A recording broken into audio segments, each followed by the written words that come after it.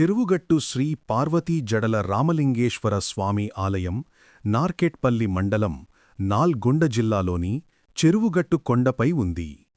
నార్కెట్పల్లి నుండి సుమారు 4 కిలోమీటర్ల దూరంలో, నల్గొండ పట్టణం నుండి సుమారు 15 కిలోమీటర్ల దూరంలో.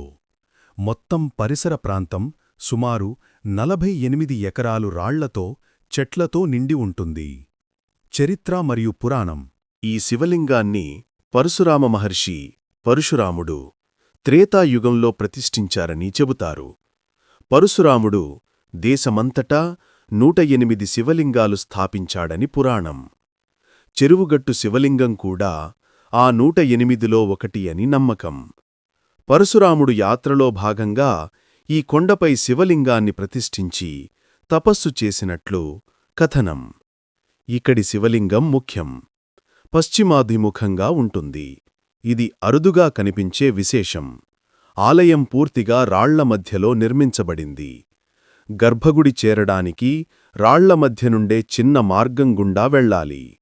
కొండపైకి వెళ్లాలంటే సుమారు 365 మెట్లు ఉన్నాయి.